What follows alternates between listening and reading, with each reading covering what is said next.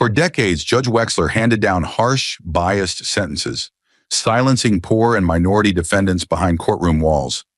That all changed when Congresswoman Jasmine Crockett confronted him face-to-face in a nationally televised hearing, triggering a wave of overturned cases in a historic judicial investigation. But what explosive truth did she reveal that shattered his reputation in just 30 seconds? Stay with us. This is a story worth every second of your time. Inside the federal courthouse of Columbus, Ohio, tension clung to the walls like moisture before a storm. This wasn't an ordinary hearing. It was a historic and public judicial review, something rarely granted and even more rarely televised. The courtroom, normally a place of rigid decorum and controlled speech, now throbbed with the anticipation of confrontation. Every seat in the gallery was taken: legal scholars, reporters, former defendants, and curious citizens. A discreet line of cameras streamed the proceedings to thousands watching across the country. The name at the center of it all sat high above the chamber: Judge Roland Wexler. Though retired, he now found himself the subject of scrutiny for a string of controversial and punitive rulings that had raised ethical alarms. He wore his robe anyway, as if it could still shield him. Chin slightly raised, fingers folded, he scanned the room like a king forced to entertain the court of public opinion. Across from him, seated at a long, plain wooden table, was Congresswoman Jasmine Crockett. Her presence was no coincidence. She had been summoned by the State Judicial Committee not as a politician, but as a former civil rights attorney, a practitioner who had faced Wexler's rulings in real courtrooms, defending real people crushed by his iron approach. Her reputation preceded her: precise, fearless, and deadly in cross-examination. Dressed in a sharp charcoal suit, she looked like the only person in the room who didn't need the cameras to validate her voice. As the clerk read the case summary, charges of excessive sentencing, disregard for legal precedent, and patterns of judicial bias, the room grew tighter. You could hear the breath in people's chests, but not the exhale. Wexler sat like a monument to the old guard, unbothered, unmoved, but not unshakable. Jasmine didn't look at him. Not yet. She stared straight ahead, jaw clenched, hands still, calm, ready. Behind her eyes was a storm that had waited years to speak. As the room settled and the panel prepared to hear opening remarks, all eyes turned toward the bench, toward the man whose rulings had shaped destinies and sparked today's reckoning. It was time for Roland Wexler to speak. Judge Wexler leaned forward slowly, the worn wood of the bench creaking under his weight like it, too, had grown tired of holding him up. His voice, when it came, was steady, measured, almost theatrical, as if he were delivering a closing argument in the court of history itself. For over 3 decades, he began, I upheld the law without fear, without favor, and without bending to popular whim. His words cut through the silence like cold steel. Order, he said, is not built on empathy. It is forged through discipline, through consequences, through clarity. He scanned the room deliberately, his eyes resting for a fraction of a second on Jasmine Crockett before continuing. Some now say my sentences were harsh, that I lack compassion. But I ask you, what society thrives on leniency? What community is safer when its laws are optional? The question hung in the air like a trap. He straightened his back, his voice rising just slightly, wrapped in authority. I've seen families cry in my courtroom. I've watched juries hesitate, and I've made hard calls, not because I wanted to, but because I had to. He paused there, letting the weight of his own myth linger. We live in a time where discipline is called cruelty, and structure is labeled oppression. I reject that. I did not serve to be liked. I served to protect. Murmurs stirred along the back wall. Jasmine remained stone still, but beneath her composed exterior, the words were landing not as arguments, but as insults, as echoes of a system that had punished not crime, but circumstance. Wexler's gaze drifted back to the panel, his tone calm again, too calm. You don't build justice by listening to feelings. You build it by drawing lines and standing firm when others waver. He folded his hands like a man who believed he had already won, but he hadn't seen the storm about to answer. Jasmine walked to the center of the courtroom with the quiet gravity of someone carrying names, not numbers. She set a thick folder on the table with a dull, deliberate thud, the sound of lives archived in ink and verdicts. The panel leaned in. The gallery stilled. "I won't waste your time with philosophy," she began, her tone clean and razor-sharp. "Let's deal with facts, yours." She opened the folder. Judge Roland Wexler presided over 1,448 criminal cases between 1994 and 2020. In that time, 89% of defendants without private counsel received the maximum sentence allowable by law. 89%. Let that sink in. She paused, letting the silence stretch until the number echoed like a drumbeat.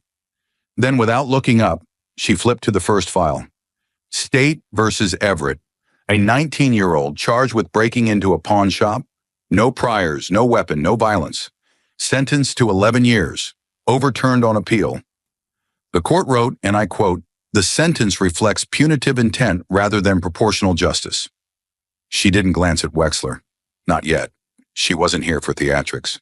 State versus Moreno, 10 years for simple marijuana possession, no priors, no trafficking, no victims. The defense wasn't allowed to introduce character testimony. That ruling, too, overturned. The appellate court noted a troubling disregard for due process. She moved to a large easel beside her, where a chart stood ready. With one clean gesture, she pulled the cover sheet away. Red spikes on a black and white graph stabbed up like warning signs. "This is your sentencing history, Your Honor. This line right here, this spike in max sentencing, that's the year public defenders' offices lost funding in your district. That same year, max sentences increased by 37%. But let's be real, this wasn't about policy. It was about power. Because when poor people can't fight back, you don't need to justify anything, do you?" Gasps now.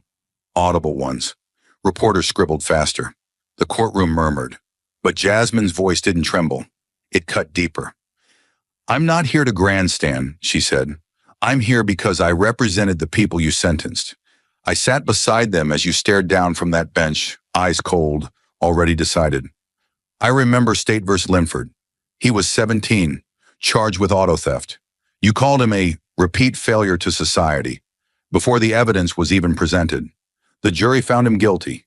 You gave him 14 years, no violence, no one harmed, no second chance. But I was there. I heard the way you said you people in that courtroom, and I saw the way his mother collapsed when the bailiff took him away." She turned to face Wexler now, voice low, but steady enough to hold every soul in the room by the throat. "You called it structure. You called it deterrence. But what you built was a courtroom where outcome was decided before trial. You criminalized poverty. You punished youth. And over again, you ignored context to uphold control." Then she held up a yellowed legal pad, its corner frayed, its cover faded. "This is your handwritten docket from State versus Jordan, 2011, underlined twice in your handwriting. Needs to feel fear." She let that sink in. "That's not law, that's ego." Wexler shifted subtly but visibly. His fingers tightened against the bench's edge. His jaw set. Jasmine turned to the panel again. "We pulled transcripts, reviewed sentencing patterns, compared them to district norms. He is an outlier in nearly every measurable category. Sentences longer, bail set higher, appeals more frequent, overturn rates double the national average.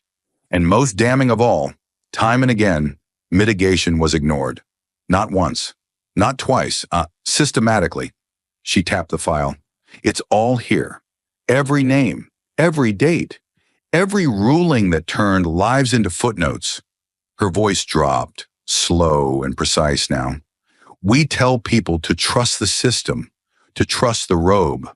But how do you trust a man who made a career out of calling fear a tool? Of dismissing pleas for mercy as noise?" She looked directly at him now, a stare not of anger, but exposure. "This wasn't law, Judge Wexler. It was control.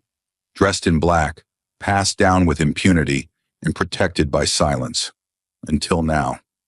The documents had been laid bare, the names spoken aloud, and for a moment it felt like justice was finally speaking back. But the silence that followed Jasmine's final words wasn't surrender. It was the quiet before retaliation. And Wexler, bruised but not broken, was ready to strike back. Judge Wexler leaned forward, his knuckles whitening against the bench, his voice low but sharp, like the first crack of thunder before a storm. "Congresswoman," he said, stretching the word like an insult, "you've turned this courtroom into a campaign stage." His words were slow, deliberate, laced with disdain. "You throw numbers and headlines as if justice is a popularity contest. But let me remind you, I didn't sit in that chair to win applause. I sat there to make decisions no one else had the courage to make." The room tensed. Every camera angle shifted slightly, like prey adjusting to the predator's movement. You speak with the luxury of hindsight and political comfort, but the bench doesn't come with a pause button. It comes with grief, blood, consequences. His voice rose now, flush in his face, his eyes locked on Jasmine like a hawk sizing up its prey. "You've never had to stare down the family of a murdered child while deciding if a killer deserves mercy," he snapped. "You've never felt the weight of knowing your ruling might free someone who destroys another life tomorrow." His words struck like hammer blows, meant not just to defend, but to shame. What you call bias, I call discernment. What you call cruelty, I call clarity. You stand there with your prepared speeches and cherry-picked statistics, but you have no idea what real justice costs until you've had to measure it in broken mothers and buried sons. His voice cracked just slightly, not with emotion, but with fury barely contained. The courtroom shifted with him. The atmosphere changed, not the careful pace of testimony, but something closer to combat. The panelists stiffened. Reporters stopped scribbling. The gallery, once filled with murmurs, now leaned in breathless. Wexler wasn't rebutting. He was retaliating, swinging not with logic, but legacy. "You think justice is about feelings," he spat, "that if you say something with enough passion, it becomes truth. But passion doesn't make you right. It makes you dangerous." He paused, then leaned in closer, eyes narrowing. "You didn't come here to help people. You came here to carve your name into a man's back and call it justice." Wexler's voice had just filled the room with fire and fury, a last stand cloaked in righteous anger.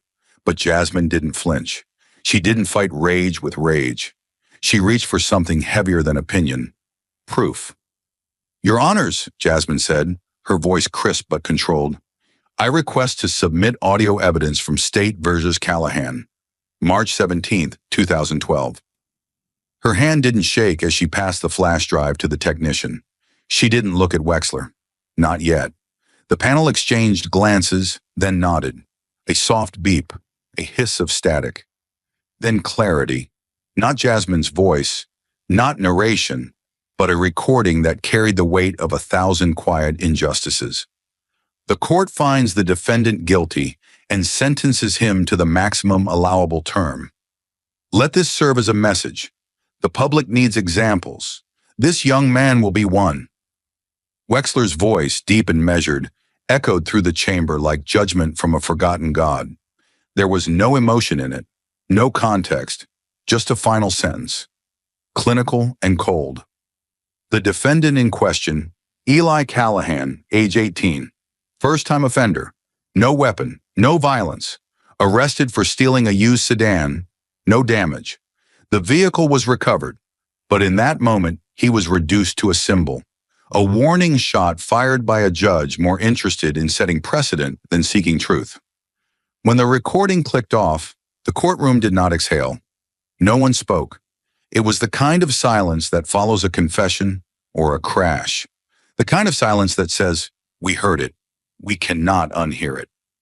A court officer in the corner froze, pen halfway through a note. A reporter lowered their recorder slowly, forgetting to hit stop. Jasmine stepped forward, not dramatic, not rushed, just precise, like someone who'd walked through this kind of silence before. Her heels struck the polished tile with soft, deliberate taps. The distance between her and Wexler closed in with every step. She didn't raise her voice. She made them lean in. "That young man had no prior record," she began, eyes locked on the bench. "He was 18. He made a mistake. One that should have cost him 6 months, maybe probation. But you gave him 7 years. Why? Not because he was dangerous, but because he was visible, because he was easy to punish, because he was poor. She opened a thin folder, just one page this time, and held it up. The defense motioned for leniency. They cited his clean history, school attendance, even community service. You denied the motion without explanation. But the reason is right there, in your own words. The public needs examples. Her gaze never left Wexler. So you turned a child into a cautionary tale. You didn't sentence him for what he did. You sentenced him for what you wanted him to represent. Wexler's posture tightened, his fingers gripping the edge of the bench, his eyes narrowing just slightly, like a man remembering something he'd hoped was forgotten. But Jasmine didn't slow. She took another step, voice sharpening. You've claimed your bench was neutral, that your role was to uphold order, but that recording proves something else, that you treated your courtroom like a stage, and that young man like a prop.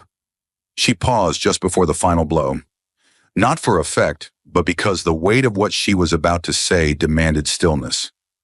One breath, one heartbeat. Then, "Sir, you did not judge by the law." She stepped even closer. "You judged by your bias. You sentenced from fear, from ego, from a place no constitution defends." Her words hit harder than any ruling, not because they were loud, but because they were undeniable. Behind her, the gallery was frozen. Reporters stared wide-eyed. One jurist on the ethics panel shifted uncomfortably, eyes darting to his notes. Wexler didn't respond. For the first time that morning, the man who had spoken with such towering confidence said nothing. And that silence, that exact moment, felt like the first time in years the courtroom belonged not to power, but to truth. The audio had shaken the room, but Jasmine knew that power doesn't fall with logic alone. It falls with the truth no one was supposed to hear. And what she had next wasn't an argument, it was a match. And the courtroom was dry timber. Jasmine turned back to the table, her steps unhurried, like someone walking into the center of gravity. She reached into her briefcase and pulled out a sealed, time-worn envelope, thin but heavy with something far larger than paper. "I've held on to this for years," she said softly, her voice carrying farther than its volume should allow. "Not because I was afraid to use it, but because I knew the day would come when silence would no longer protect the truth." She paused, holding the envelope in both hands, then raised it so the panel and the cameras could see. "This is a formal letter of appeal filed in 2015 by a senior public defender named Leland Marcus. It was submitted following the sentencing in People v. Harrow, a case that was forgotten by everyone, except the family that lost a son to a courtroom that never gave him a chance." She unfolded the letter slowly, methodically, her fingers steady despite the storm she was about to unleash. "In this letter," she continued, "Mr. Marcus recounts a closed-door meeting that took place in Judge Wexler's chambers just minutes before sentencing. No jury, no transcript, no oversight, just a defense attorney, a prosecutor, and a judge who thought he couldn't be heard." The tension tightened like a fist around the room. Jasmine inhaled once, then read aloud. "They're garbage," you said. "Trash clogging the system. They need to be swept out before they infect the next generation." She didn't add to it. She didn't explain. The words were enough. They detonated in the room like a thunderclap in still air. The sound of shock was not a roar, but a vacuum. Reporters froze mid-sentence.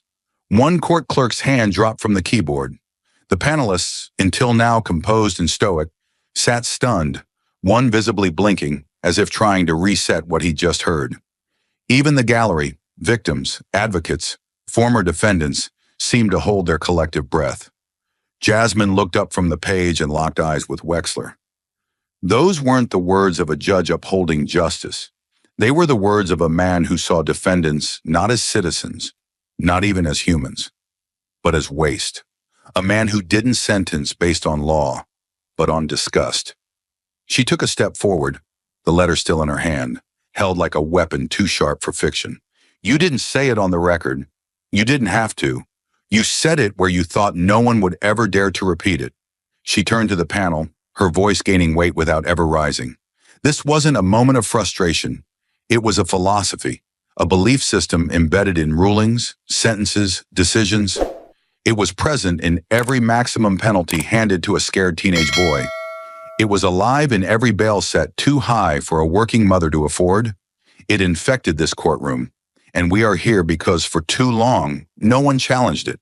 She faced Wexler again. "Your Honor," she said, the words clipped with precision. "Do you deny you said it?" He didn't respond.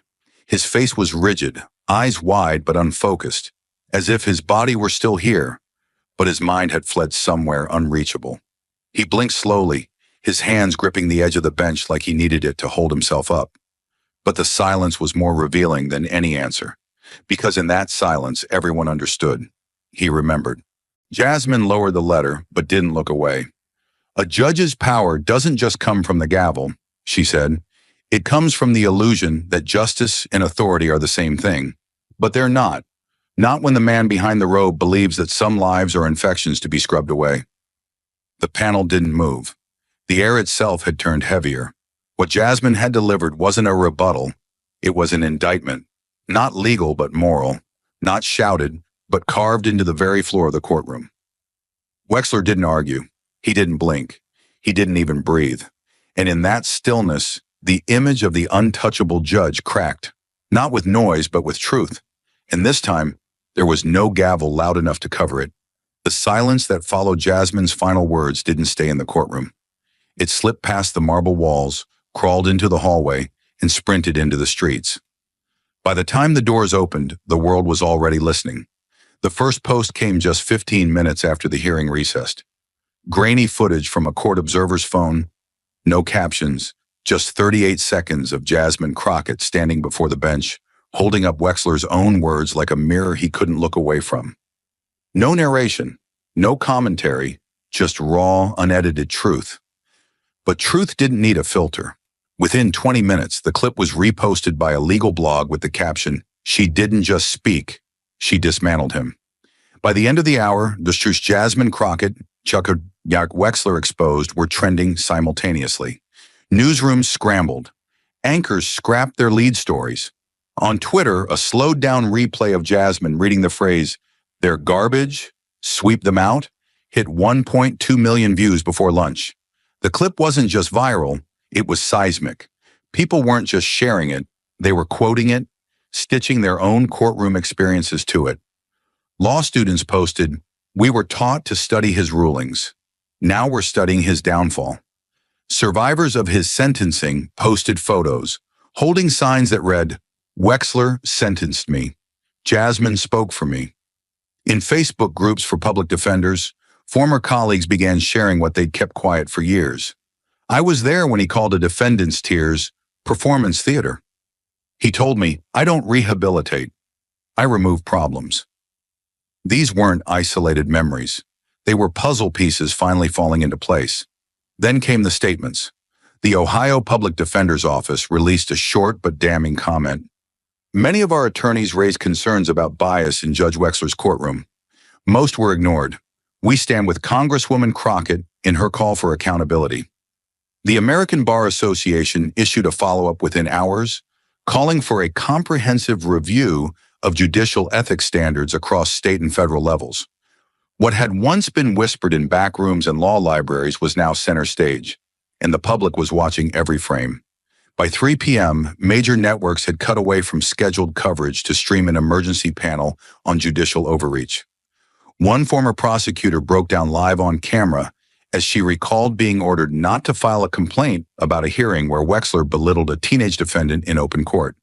"I knew it was wrong," she said, "but I was told that's just how he is." And now that excuse was disintegrating under the heat of exposure. Former clients, men now in their 40s and 50s, came forward in droves. A father from Cincinnati spoke through tears on a live stream. "I spent 10 years away from my daughter because that man thought poor meant dangerous. I never had a voice in his courtroom. Today I do." Then just before sunset came the moment Jasmine had expected, but didn't chase. The official announcement. The Ohio State Judicial Ethics Committee released a formal statement. In light of new and credible evidence suggesting long-term abuse of judicial discretion, The committee will open a full-scale investigation into the conduct and rulings of Judge Roland Wexler, retired. The statement went further than expected.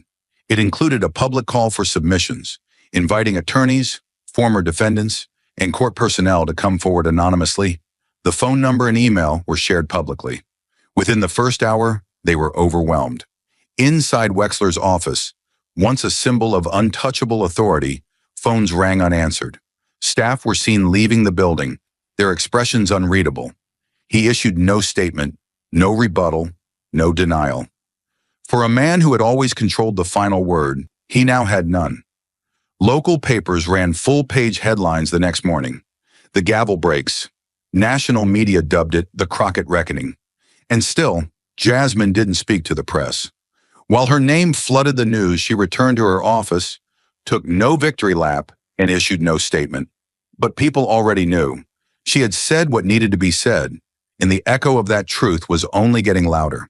Because in a justice system built to protect itself, it only takes one voice with nothing to lose to start pulling the whole structure into the light.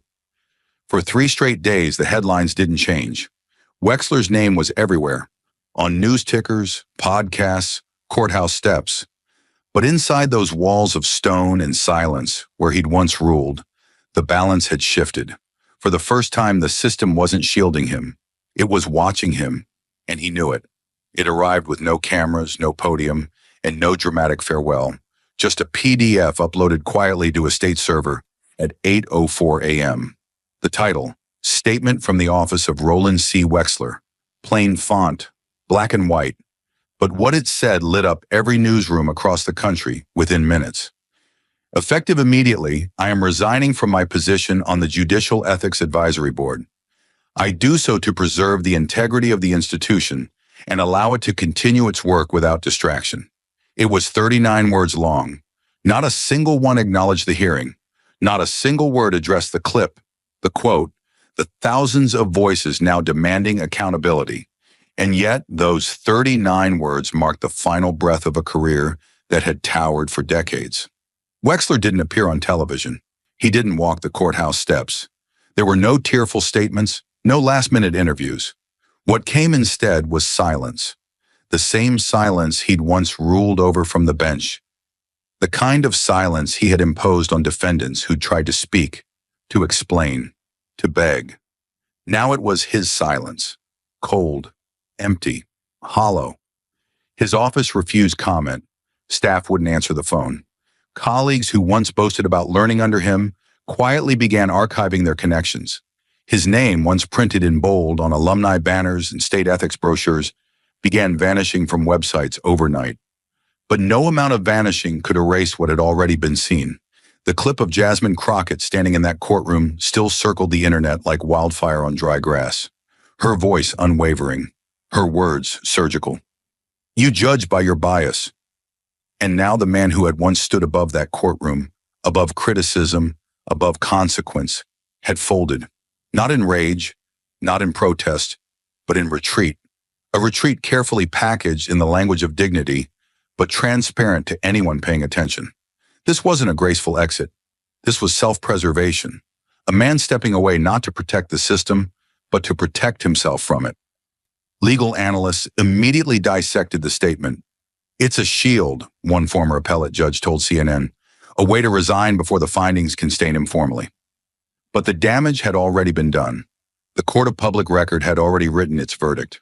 On Reddit threads, former defendants posted side-by-side images of their sentencing transcripts in Jasmine's courtroom moment, using hashtags like Wexler did this, injustice delayed. A law school in Chicago announced they were replacing Wexler-authored case studies in their judicial ethics course, calling his rulings ethically compromised by bias patterns now under public review. And still, Jasmine said nothing. When asked for a comment, her press secretary issued just 6 words. Congresswoman Crockett is focused on policy. No victory lap, no press tour. While Wexler disappeared into silence, Jasmine doubled down on her legislative efforts, pushing forward reforms on judicial transparency, case audit systems, and mandatory bias training for all state-appointed judges. She didn't need to gloat, because power doesn't always end with an explosion. Sometimes it ends with a single document, quietly filed, when the truth becomes too loud to ignore. Back in Columbus, the ornate wooden door to Wexler's former committee office stayed shut. No new name was etched into the glass. Just the faint outline of the old one, peeled off, leaving behind a ghost. A man who once believed himself untouchable had stepped away, and the world kept moving, just not in his direction. Not anymore. Wexler's resignation sent ripples through the legal world, but for Jasmine Crockett, it was never about one man's fall. The gavel had dropped, the headlines had shifted, and the spotlight begged for her next move. But she didn't care for lights. She cared for the shadows where stories like hers were rarely told, and justice rarely reached. So she went where no camera followed. 2 days after the resignation, while pundits debated her legacy and news outlets refreshed analytics on her viral moment, Jasmine stepped quietly through the rusted gates of the Eastview Community Reentry Center. No press, no entourage, just her and a legal aide carrying a battered notebook and a bag of handwritten letters from families who had watched the hearing from halfway houses and kitchen tables across the country. The center stood on the edge of town, housed in a converted school building, the paint fading, the grass wild. But inside it pulsed with something raw and necessary. Real lives in recovery, real people trying to rebuild what the system had broken. The director greeted her with cautious warmth. No one there had expected her to show up, not after everything, not after the storm she'd walked through. But Jasmine didn't come for applause. She came because change doesn't end when the camera's cut. She walked into a narrow rec room, its floor scuffed and lined with folding chairs, where a dozen men and women sat in a loose circle, some hunched over, others upright but wary.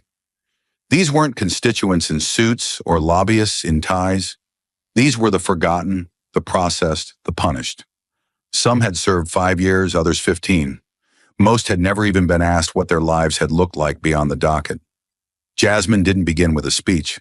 She just sat down, crossed her legs, and listened. For 20 minutes, no one said a word. Then a man in his 40s with inked knuckles and tired eyes broke the silence. "I did 10 for a third strike," he said, voice low. "Shoplifting. I was high. Didn't even remember walking into the store. Wexler didn't care." Another man nodded, hands folded tight in his lap. "You said what we've been yelling for years," he muttered. "Difference is, you said it where it mattered." Jasmine didn't interrupt.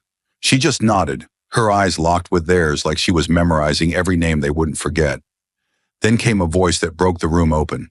A young man, barely in his 20s, stood up, his voice trembling but clear. "I did 3 years for possession," he said. "First offense. No weapon. Just weed in a glove box. Judge Wexler said I needed to learn early." His jaw clenched. "No one listened when I said I wasn't a danger. No one even looked at me." He paused, then looked directly at Jasmine. "But this week, someone spoke loud enough for all of us, and I finally felt heard." Jasmine looked down for a beat, emotion tightening in her chest, but not breaking her. She nodded once. That was all. The rest of the hour passed not in speeches, but stories. Stories about broken families, about prison letters that were never answered, about job interviews ruined before they began. Jasmine never once brought up her victory. She didn't need to. Her presence was louder than any headline. And when she stood to leave, one woman followed her into the hallway, gripping her wrist gently. "I used to think power only lived in courtrooms," the woman whispered. "But you brought it here, into this room, into us." Jasmine didn't respond with words. She just pulled the woman into a hug. No cameras, no sound bites, just the truth, held quietly between two people who understood it too well. That evening, as the world continued to spin her story into talking points and opinion columns, Jasmine returned to her apartment and turned down every interview request waiting in her inbox. Instead, she opened her laptop, connected a simple microphone, and clicked record on a small podcast hosted by a retired legal aid worker. A show with no sponsors, no ads, and barely 1,000 listeners. But it was the one space she trusted to speak plainly. The podcast host, Bernard Tollefson, greeted her like an old friend. "You've got the whole country on fire right now," he said with a warm chuckle. "So tell me, what does it feel like to win?" Jasmine took a breath, long and quiet. "That's the thing, Bernie," she said. "This doesn't feel like a win. Not yet." Her voice was calm, but it held weight, like a dam holding back a flood. "I didn't say what I said in that courtroom because I wanted a headline. I said it because people have been carrying that truth for years, and no one would say it for them." Bernard leaned closer to the mic. "What do you think made people finally listen?" She paused, then answered slowly. "Maybe, because this time, the pain came with proof, and I didn't flinch." Another pause. "But more than that, maybe people are just tired of pretending the system is neutral. It's not, and sometimes the only way to fix it is to name what it really is." Then in the final few seconds of the episode, just before the soft acoustic outro played, Bernard asked, "What would you tell people who feel like they've lost too much to fight?" Jasmine didn't blink. She leaned in, and with a voice barely louder than a whisper, she said, "The truth doesn't need a microphone, doesn't need a robe. It just needs someone brave enough to say it at the right time." And then the recording stopped. No music swelled, no dramatic exit, just silence. But this time it was the kind of silence that follows after something true has finally been said. Not an ending, a beginning. Jasmine's words echoed far beyond the courtroom. They didn't just shatter one man's illusion of justice. They awakened thousands who had long believed their suffering would stay buried. And now what began as a reckoning was turning into something more. A movement built on memory, truth, and the fire of those who had once been silenced. The ripple began quietly. An old court transcript uploaded to a community forum, a dusty case file reopened by a law student who had watched Jasmine's clip on repeat. But within weeks, the quiet turned into a wave. Former defendants, men and women once dismissed, ignored, or forgotten, began stepping forward with names, docket numbers, and memories too specific to fabricate. One by one, they reached out to local legal clinics, to journalists, even to strangers online. They weren't just angry, they were ready, and they all had one thing in common. Their lives had been touched or shattered by Judge Roland Wexler. Among the first to go viral was Samuel Ford, a 67-year-old former janitor from Dayton. His story had gathered dust for over 2 decades, filed, archived, and forgotten. In 1999, Wexler had sentenced him to 18 years for a robbery he didn't commit, based on a shaky eyewitness and a plea deal he refused to take. Samuel had always claimed innocence, but he lacked the resources, the legal firepower, and the platform to fight back.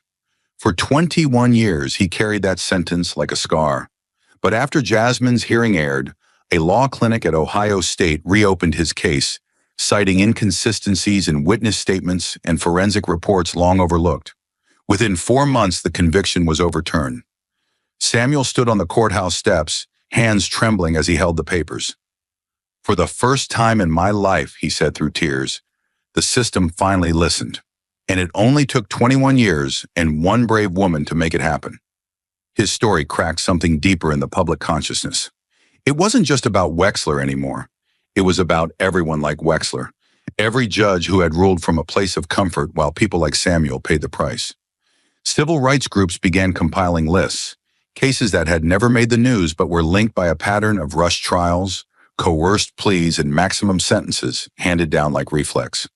Prosecutors who once feared retaliation began cooperating with an independent review board assembled by the state.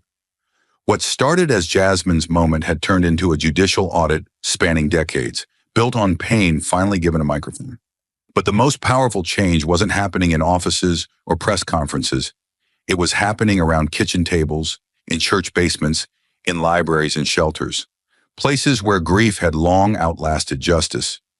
Families who had once sat silently in the back rows of courtrooms now formed support groups. They met weekly, bringing folders of old paperwork, faded photographs, and folded letters from prison. They called themselves the Docket Echoes, and what began with 5 families grew to 50 within 2 months. Their goal wasn't revenge, it was healing. And at the center of every meeting was a framed photo of Jasmine in that courtroom, standing tall, letter in hand, eyes locked on power, and calling it what it was. In Cincinnati, a mother named Valerie Monroe, whose son had taken his own life after a harsh juvenile sentence from Wexler, helped organize the first statewide restorative justice gathering. She invited public defenders, former inmates, mental health professionals, and policymakers. When asked why she was doing it, she said, "Because Jasmine gave us permission to stop whispering." In her keynote speech, she held up her son's sentencing transcript and said, "He was not trash. He was not an example.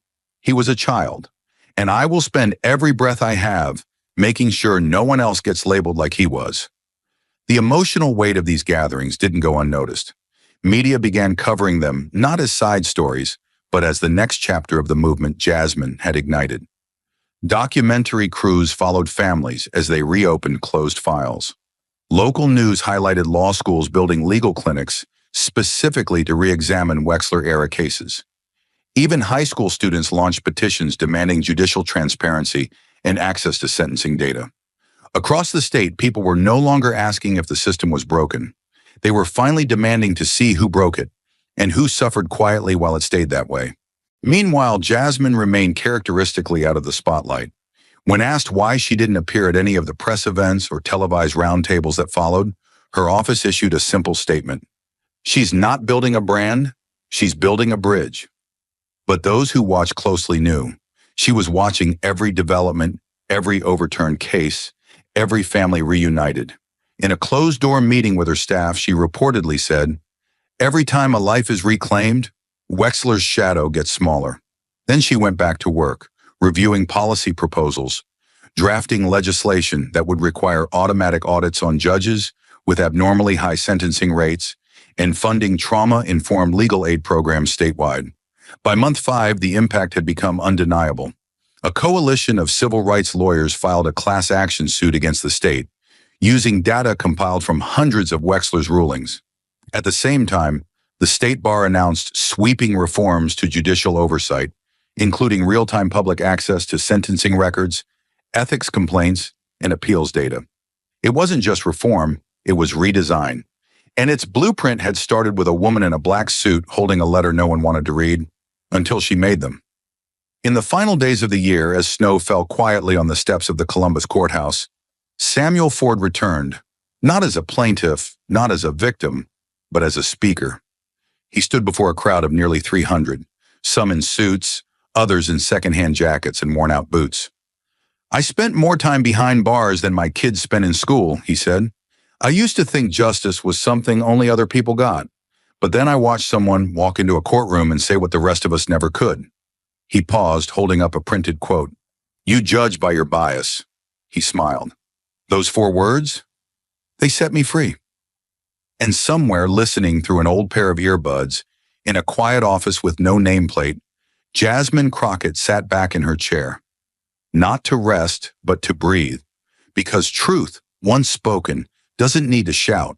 It echoes and echoes and echoes until the walls finally break. The impact of Jasmine's voice was undeniable. Old cases reopened, communities mobilized, legislative reforms gaining ground. For the people, she had become a symbol of hope. But for the system she had dared to confront, she had become something else entirely, a threat. It started quietly, too quiet for the public to notice. A meeting canceled, a back-channel invitation never extended. Jasmine Crockett, once hailed for her clarity and courage, began to find doors she'd walked through 100 times suddenly locked, or worse, half open and watching. Inside political circles, her name stirred discomfort, not because she'd lied, but because she'd told the truth too well, too clearly, and in a room where truth was supposed to be filtered, softened, and made polite.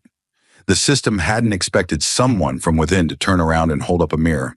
They expected her to play along, not tear down the stage. She was labeled, quietly at first, disruptive, unpredictable, emotional. Words that sounded neutral but cut with precision. Lobbyists who once saw her as a rising star began stepping back, whispering in closed rooms that Jasmine might not be a team player. A key donor pulled funding from a reform bill she sponsored, citing concerns about tone. Within days, a conservative PIC released an ad featuring grainy clips from the courtroom, twisted out of context with a voiceover that growled, "Does this sound like someone who respects the rule of law?" They didn't attack her with facts. They attacked her with fear, framing her as a radical, a danger, a woman too bold for her own good. In back rooms and boardrooms, the whispers got bolder. She was accused, never publicly, of being a system breaker, of undermining judicial independence by exposing its flaws too openly. One anonymous op-ed in a national legal review called her an elected official weaponizing courtroom theater for personal gain. Another, more venomous, came from a retired judge who wrote, "Justice doesn't bend to hashtags, and Crockett's grandstanding proves she cares more for applause than reform." She read that one late at night in her office while the halls were quiet, and she didn't cry, but she didn't sleep much after. The calls came next, not to her, but to her staff. Subtle warnings. You might want to steer the Congresswoman away from judicial matters for a while. There's concern she's alienating important allies. We've heard chatter. Some committees are reconsidering her leadership role. It wasn't personal, they said, just politics. But Jasmine knew better. When you challenge power, it doesn't always fight back. Sometimes it strangles you with silence. Her staff noticed it too. Invitations to roundtables stopped arriving. Legislative memos she submitted were delayed or sent back with vague notes like, "needs refinement," even when the language was airtight. In one hearing, a senior representative openly questioned her motives on the record. Are we really here to settle political grudges disguised as reform? The room shifted and Jasmine felt it, not as a blow, but a signal. The system had absorbed the damage she'd dealt. Now it was healing around her, without her. And yet, she didn't stop. She kept showing up, kept writing, kept meeting with victims and lawyers and policy experts. Because she hadn't come this far to be polite. She hadn't stood in that courtroom to play safe. She had broken the silence for people who had no microphones of their own. And if that made her a threat, then so be it. She'd learned that the system didn't fear chaos, it feared clarity. It feared a voice that wouldn't flinch when the whole machine turned to stare her down. Pressure mounted anyway. Her next bill, an initiative for real-time public access to sentencing data, was gutted in committee before it even reached the floor. A senior advisor quietly warned her, "You're burning capital faster than you're building it." She smiled at that. "Good," she said. "It means I'm not hoarding it like the rest of them." But in private, the weight grew heavier. In quiet hours, she'd sit at her desk and reread the letters from families. The ones who'd thanked her for speaking, for listening, for being the one who didn't walk past. And those letters, not the headlines, kept her steady. They reminded her what the system was supposed to protect. Not status, not tradition. People. Then came the moment she knew would come. A private meeting request from a high-ranking party figure. Someone who'd once endorsed her early campaign. The meeting took place in a quiet office. No press, no staff. Just 2 chairs and a long table between them. "Jasmine," the official said, "you're too smart to get yourself iced out of influence. You've got a future, but not if you keep making enemies out of institutions." She met the gaze without blinking. Institutions that fail don't deserve loyalty. They deserve reform. The man sighed, leaned back. "That's not how it works." Jasmine stood. "Then I'll change how it works." She left that meeting knowing the cost of clarity, but she'd made peace with that price long ago. Back outside, the wind cut sharp across the Capitol steps. Reporters were already asking questions. The media narrative was starting to shift. Some began to call her divisive. Others asked if she was too aggressive. But none of them were asking why she had to be. None were asking what kind of world forced a woman like Jasmine Crockett to burn through the system just to be heard. So she answered in the only way she knew how, with another draft bill, with another town hall, with another courtroom visit, this time as a guest speaker for law students studying judicial ethics. And when one student raised their hand and asked if she feared political consequences, Jasmine didn't hesitate. "Fear," she said. "Fear is what happens when you've been told the system is your only hope, and then it turns on you. What I fear is silence. What I fear is looking away." And as she walked off the stage, she knew something they didn't. They could take her committee seats. They could block her legislation. They could cut her off from funding and label her radical. But they could never take back what she had already made them hear. They tried to isolate her, to paint her as too loud, too bold, too willing to say what others were too comfortable to face. But Jasmine didn't come to play the part of a hero. She came to rewrite the rules, and 1 year later, the system was forced to read them out loud. It didn't happen in a blaze of glory. It happened the way real revolutions do. Slowly, steadily, with pushback and bruises, with setbacks and scraped knuckles. But exactly 12 months after Jasmine Crockett stood in that courtroom and exposed the rot behind the robe, Congress passed the Community Justice Act. The vote was closer than it should have been, and the speeches leading up to it were filled with the usual cautionary warnings. We must protect the independence of our judiciary. Let's not demonize our legal institutions, and so on. But none of it mattered when the final gavel dropped, because for the first time in decades, power had listened to pain and responded. 3 major pillars defined the act. The first sent shockwaves through courthouses across the country.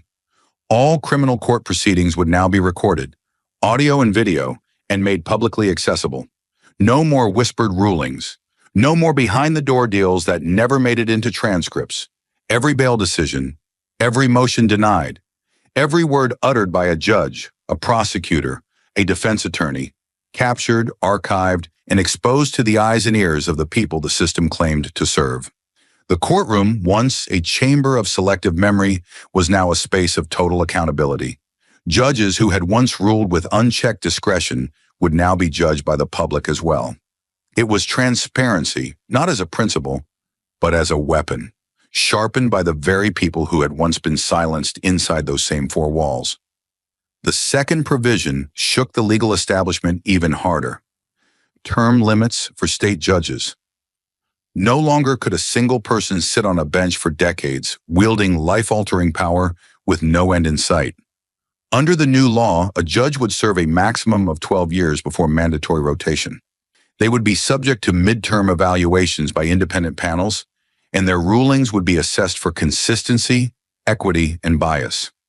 The judicial lifetime appointment, a fixture of untouchable power, was shattered. Wexler's legacy, and those like him, had proven the cost of permanence. Now the system would be forced to breathe, to change, to remember that no seat should ever be eternal, not when people's futures were at stake. But it was the third reform that came directly from the fire Jasmine had carried into that courtroom. The formation of community oversight councils. These weren't symbolic watchdogs or rubber stamp panels. They were real, binding, and built from the ground up.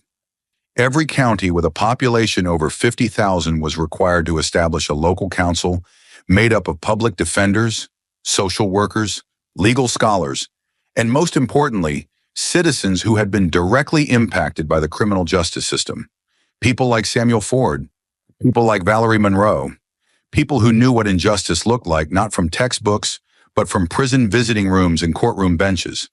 The councils were given subpoena power, full access to judicial records, and a direct line to state ethics boards. Their job was not to supervise, it was to intervene when power strayed. Critics called it overreach, they called it radical. But those words lost their sharpness when confronted with numbers, like the 38% of Wexler's rulings overturned on appeal, or the thousands of black and brown defendants sentenced to the maximum with no prior offenses. The numbers didn't lie, and the people didn't forget. Jasmine never claimed the act would fix everything, but it was a beginning, a reset button slammed down with conviction. As the bill passed, the House chamber was silent for a beat too long, like even the air wasn't sure what had just happened. Then one by one, lawmakers began to rise. Some clapped, some didn't, but everyone knew the ground had shifted. Reporters flooded out of the chamber, chasing quotes and reactions. But Jasmine slipped out through a side hallway, her steps echoing in the marble silence. She didn't need to be seen. The law spoke for her now. In the following weeks, headlines shifted again. The Crockett Clause changes the game. Transparency is now the standard. Community watchdog groups already flagging sentencing trends. But while the media praised the reforms, others moved in the shadows. Some judges retired early. Others challenged the law in court, citing judicial overreach and threats to autonomy. But the people had tasted access. And once the public sees the machinery behind the curtain, it's impossible to convince them the gears are clean. Meanwhile, Jasmine kept her distance from celebration, while cable panels debated the scope of her influence and political commentators argued whether she would run for higher office. She returned to the neighborhoods that had first pushed her into public life. She met with re-entry coordinators and court watchdogs, offered legal clinics in schools and churches, and sat in town halls listening more than speaking. Because she understood something the system had forgotten. Laws are only as strong as the people willing to enforce them with humanity. One afternoon, as she stood outside a juvenile justice center in Akron, a teenager approached her, holding a copy of the new law printed out from a library computer. "They have to record my hearing now," he said, eyes wide, voice small. "My mom can watch. They can't lie anymore." Jasmine smiled, placed a hand on his shoulder, and said, "They never should have in the first place." In D.C., the tremors continued. States began drafting their own versions of the Community Justice Act. Civil rights groups lobbied for a federal extension. Law schools rewrote sections of their ethics curriculum. For the first time, courtroom transparency was no longer a reformer's dream. It was law, and all of it could be traced back to one moment, one hearing, one voice that chose not to be polite when the truth was burning for air. Jasmine never put her name on the law. She never branded it, never capitalized on it. But those who read the final bill noticed something subtle on the last page. An italicized quote buried in the legislative notes, not part of the legal text, but preserved in the record nonetheless. The truth doesn't need a robe or a microphone, just someone brave enough to say it at the right time. And now that truth had become policy, not because the system had invited it, but because someone broke through the silence and made it listen. The Community Justice Act had become law. The tide had turned. But with victory came attention, calls from donors, invitations from party leaders, and pressure from strategists who saw in Jasmine Crockett not just a reformer, but a potential candidate for higher office. They expected her to climb. Instead, she chose to dig. She received the invitation over lunch. A sealed envelope slipped quietly onto her desk by a staffer, too eager to mask their excitement. It was from the National Leadership Committee, a formal nod that they were watching her, that they were interested, that if she played the game just right, the next step could be a Senate seat, maybe even a ticket to something bigger. She read it once, then again. Her fingers tightened slightly around the edge of the paper, but her expression didn't change. Later that afternoon, at a press conference where reporters leaned forward waiting for her announcement, she smiled only faintly and said, "I'm honored." Truly, but no. A silence rippled through the room. Then she added, clear, unwavering, "I don't need to climb higher. I need to dig deeper." The words echoed far beyond the microphones. Cable hosts spun it as political posturing, but the people who knew her understood what it meant. She wasn't looking for a bigger stage. She was building something at the foundation. While others chased titles, Jasmine was still meeting with families, sitting in courtrooms, and funding legal aid clinics out of her own past. She hadn't come to rise. She'd come to root out the rot. Meanwhile, in a bright lecture hall at Columbia Law School, 22 students gathered around long tables stacked with transcripts and highlighters. The course was Contemporary Judicial Ethics, and the day's assignment was no ordinary case law. Projected on the screen was a still image from the hearing that had started it all. Jasmine Crockett standing before Judge Roland Wexler, letter in hand, her voice frozen mid-sentence. The professor leaned forward. "This," she said, "is where law and moral courage intersect." They read her words aloud, line by line. They paused at the quote about bias, at her refusal to flinch under pressure, at the moment she stood when the room expected her to shrink. "She didn't just argue," one student said. "She exposed." Another nodded. "She didn't win by shouting louder. She won because she made silence impossible." Outside that room, the city buzzed as always, but inside something quiet and permanent had taken hold. Her story wasn't just being remembered, it was being taught, not as spectacle, but as precedent. Not in casebooks, but in classrooms where future lawyers were learning that courage wasn't in the volume of your voice, but in the steadiness of your stance. And far from the echo of those halls, in a small living room in Toledo, a different kind of moment unfolded. The lights were dim, a late dinner barely touched. The TV muted on a local news segment about criminal justice reform. On the couch sat a man in his 50s, hands calloused from warehouse work, eyes worn from years of waiting. He had been one of Wexler's forgotten, sentenced harshly, wrongfully, and recently exonerated after 2 decades. Next to him sat his daughter, maybe 9 years old, legs swinging, eyes curious. "Daddy," she asked, tugging at his sleeve, "what is justice?" He didn't answer right away. He stared at the TV, though it said nothing. Then he looked at her, slowly, carefully, with the weight of every courtroom he'd stood in and every breath he'd held. He reached out and brushed a strand of hair from her face. His voice cracked slightly, not from weakness, but from the sheer strength it took to speak clearly after so many years of silence. "Justice," he said, "is when someone stands up, even when the whole room stays quiet." And in that answer, there was everything. Thank you for watching until this moment and for standing with us on this journey for justice. Your support means everything. Like, subscribe, and turn on notifications so you never miss what's next. And we'd love to hear your thoughts. Leave a comment below and let us know what moved you most in this story. Together, our voices make a difference. In less than 5 minutes, Congresswoman Jasmine Crockett was thrown out of a courtroom. Not for breaking the law, but for daring to speak the truth. The footage exploded across the internet, triggered a federal investigation, and sent shockwaves through the highest levels of power. What did she say that made a judge snap? And why is the system desperate to bury it? Stay with us. This is a story worth every second of your time.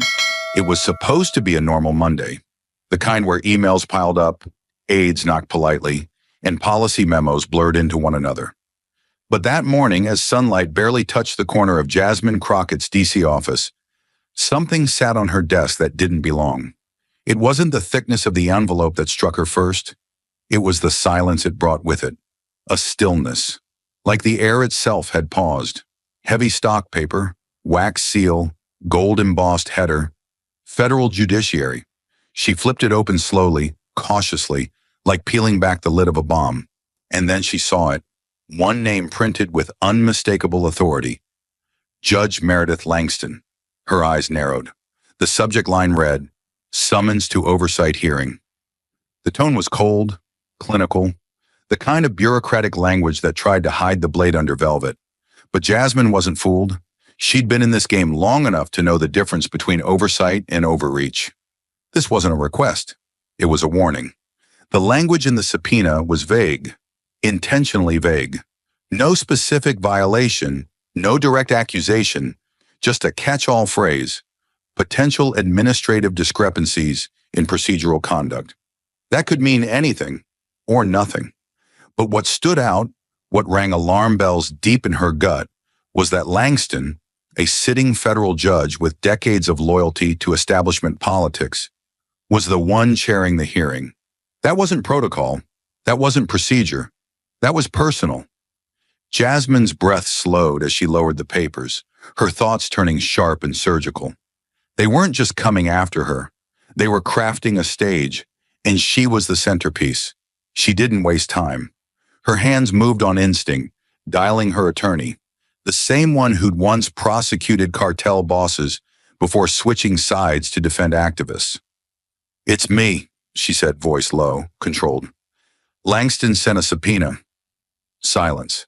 Then a dry response. "They're testing you." He didn't ask for details. He didn't need them. "This isn't oversight, Jasmine. It's theater. You're the opening act, and probably the finale too." She stood, pacing slowly, heart steady but fists clenched. "What's their play?" she asked. "They want a headline, a public scolding. Maybe even to provoke you into a misstep so they can paint you as reckless, radical. You're loud, smart, and unapologetic. That's 3 strikes in their playbook." Jasmine stared out her office window as traffic crawled by, the Capitol dome looming in the distance. "Let them play their part," she said, "but I won't read from their script." She wasn't walking into a courtroom. She was walking into a firing line. From the moment Jasmine Crockett stepped out of the black SUV, the world felt different. The cold spring air bit harder than usual, and the noise, constant, electric, wrapped around her like a second skin. Flashbulbs exploded in bursts. Reporters shouted over one another, their questions sharp as shrapnel. "Congresswoman, do you fear retaliation? Are you expecting an arrest?" But she said nothing. Her eyes were steady, her steps deliberate. She wore a deep navy pantsuit, sharp lines, zero frills. Hair pulled back, lips set in stone. Her silence was not weakness. It was strategy. Every camera caught it, but no one could spin it. Jasmine Crockett walked into that courthouse like she owned the floor. Inside, the noise didn't follow her, but the tension did. The courtroom was suffocating in its order. Polished marble, spotless oak benches, walls that absorbed sound and echoed authority. It smelled of cold air and old paper. And then there was Judge Meredith Langston, seated high above, draped in tradition like armor. She didn't look at Jasmine. She examined her, as if she were a specimen. No greeting, no acknowledgement. Just that cold stare that said, "You don't belong here, and you will be reminded of it." Langston didn't move much. She didn't have to. Her presence filled the room with the kind of silence that doesn't invite calm. It imposes it.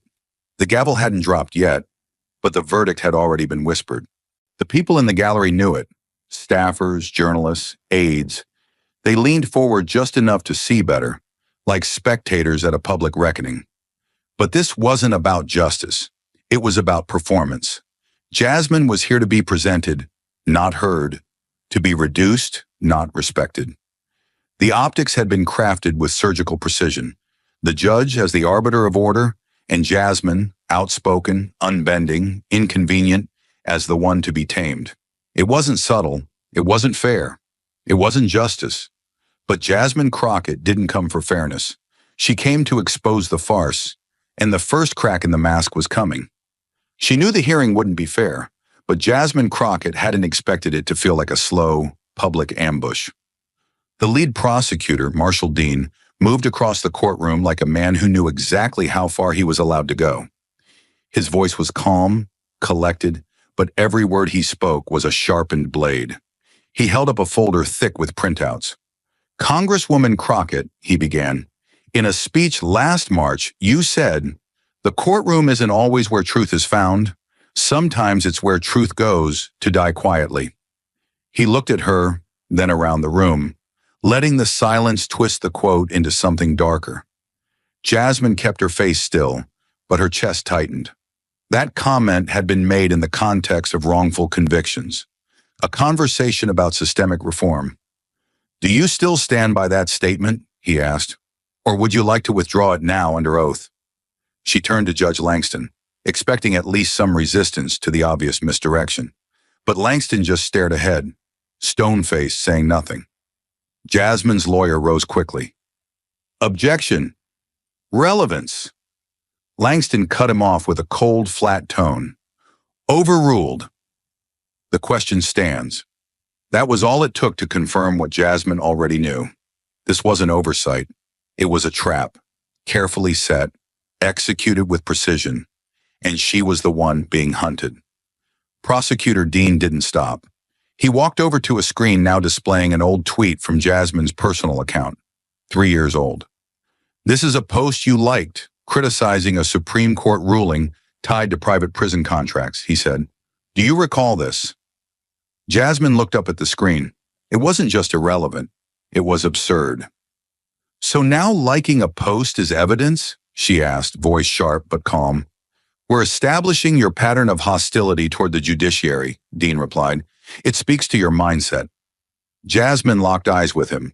"No, it speaks to your desperation." Then came another quote, another speech, another twist. "At a university town hall, you once told students, 'Disruption is often the first sign that something broken is resisting repair.' Do you consider your behavior here today to be disruptive, Congresswoman?" The question was a trap wrapped in a smile, not meant to get an answer, meant to create a headline. Dean wasn't trying to reveal truth. He was trying to twist Jasmine's passion into proof of bias. He was turning her public record into a weapon. And the worst part, Judge Langston allowed it.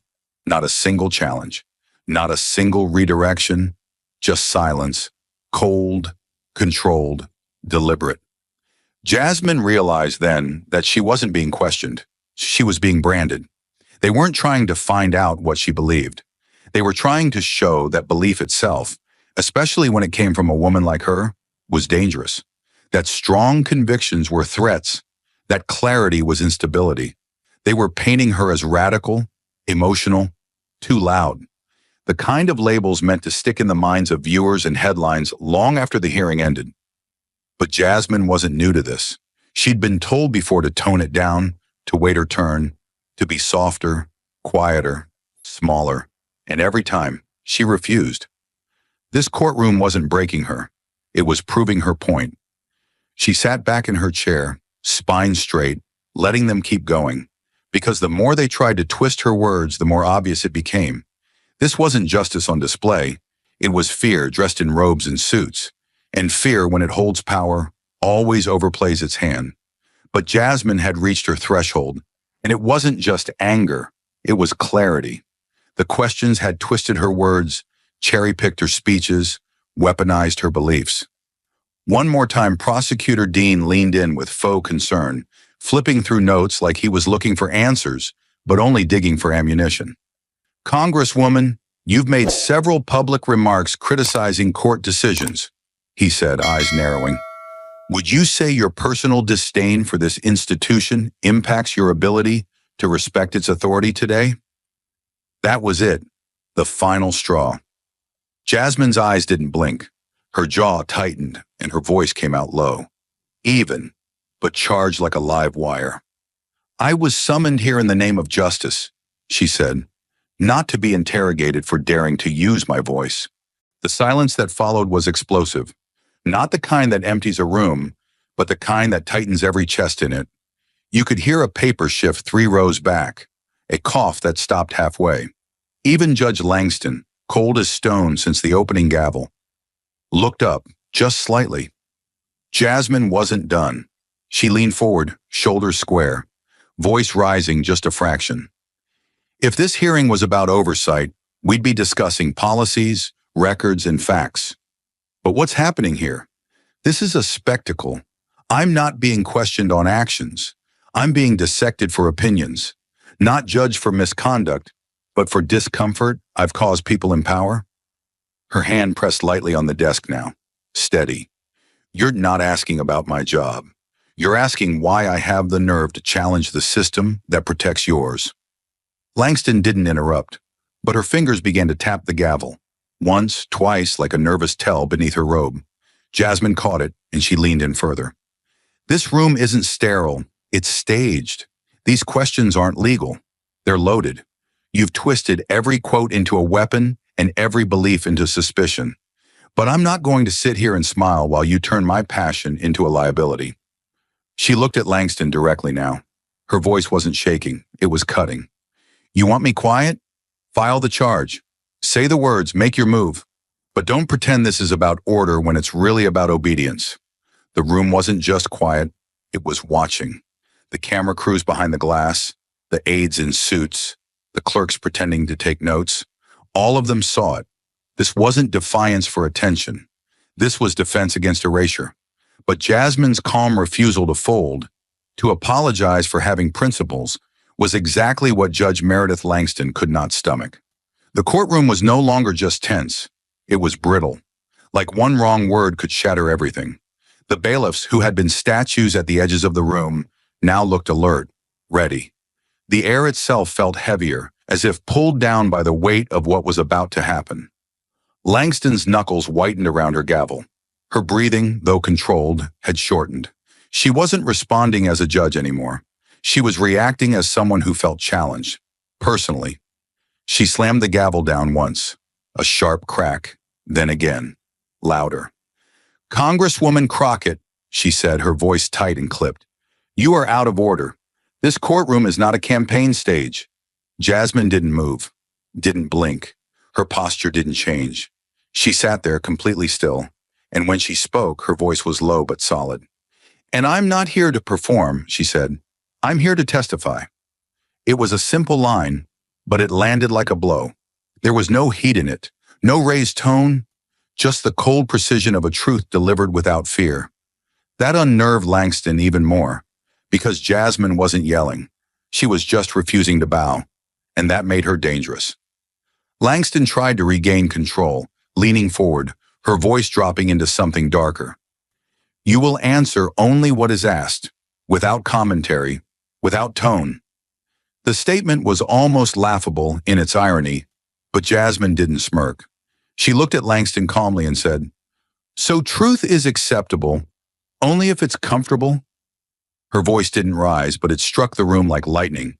A quiet gasp broke out in the gallery, then silence again. Langston's mouth twitched. Her composure was slipping. Her jaw clenched so tight it looked painful. "One more word out of turn," she hissed, "and I will hold you in contempt of this court." Jasmine rose slowly, not in protest, not to posture, but like someone who was simply done sitting through a lie. She placed her hands gently on the desk, her shoulders back. "If telling the truth in this courtroom is considered contempt," she said, eyes locked with Langston, "then hold me. Because I didn't come here to play a role in your script. I came here to speak honestly. And if that's a threat to this process, then maybe this process is the problem." The room held its breath. The prosecutor stopped shuffling his papers. A bailiff shifted his weight but didn't move. Even the courtroom clock seemed to tick louder. Langston's hand trembled slightly as she reached again for her gavel. She didn't want to hesitate, but she did. Just long enough for everyone to see it. Then, bang! "Enough," she snapped. "You are hereby held in contempt of court." The words echoed harder than the wood. The moment landed with the force of a verdict, even though no trial had taken place. She had turned a congressional hearing into a sentence. The room froze. Even the bailiffs, men trained to act fast, paused. It wasn't that they didn't hear the order. It was that it felt wrong. This wasn't a security breach. This wasn't a disruption. This was punishment for dignity. Still, after a long second, one of them stepped forward. The other followed. Jasmine didn't resist. She didn't raise her voice or try to make a scene. She simply turned, chin lifted, and said clearly to Langston and everyone watching, "You're not punishing me for being disruptive. You're punishing me for being heard." Those words didn't just hang in the air. They pierced it. A reporter in the gallery dropped his pen. A legal intern whispered to herself, "She's right." The judge didn't respond. She didn't have to. The silence was answer enough. The bailiffs reached for Jasmine's arms, not aggressively, but hesitantly, as if their bodies were moving faster than their beliefs. The bailiffs moved with the stiffness of men carrying out an order they didn't agree with, their training clashing with their conscience. Jasmine had already risen from her chair, unprompted, unshaken. Her movement wasn't slow, nor was it forced. It was steady, grounded.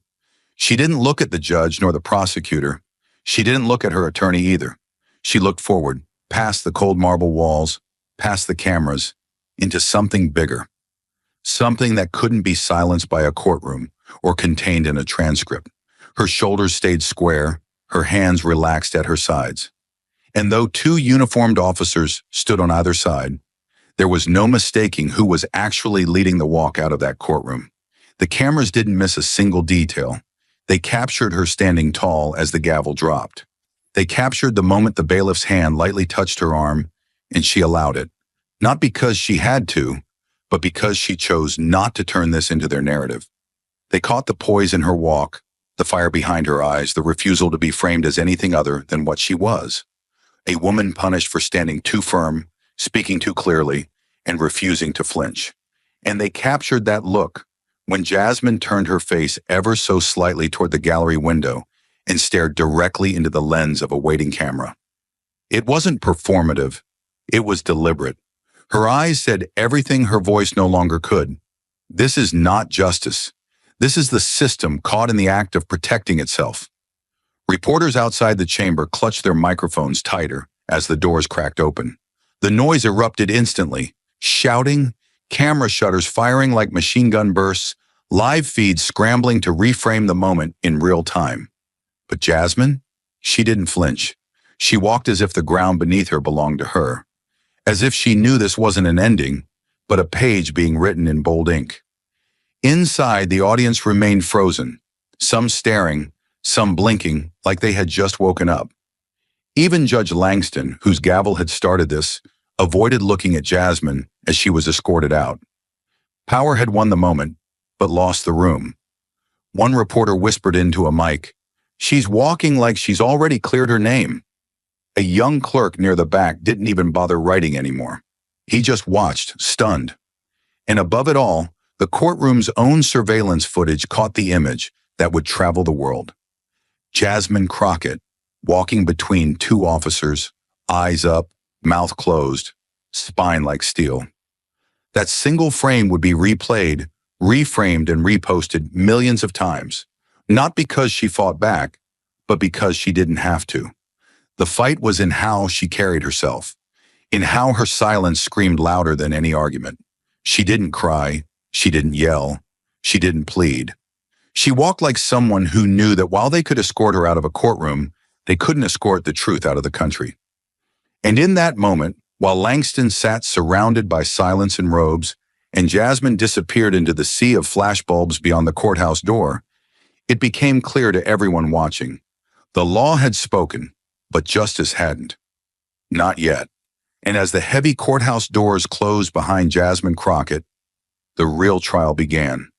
Not in that courtroom, but in the court of public opinion. Within minutes, the footage exploded online. The clip, only 43 seconds long, showed Jasmine rising calmly, speaking firmly, and being escorted out for nothing more than refusing to water down her truth. No shouting, no theatrics, just conviction, just clarity, just control. Social media lit up like a wildfire. The hashtag "Let Her Speak" trended across every platform. People didn't need to understand legal jargon to recognize what they had just seen. A woman being punished for using her voice. Lawyers, civil rights groups, and political commentators from both sides of the aisle reposted the video with one question echoing through the noise. How is this justice? By nightfall, the clip had surpassed 10 million views.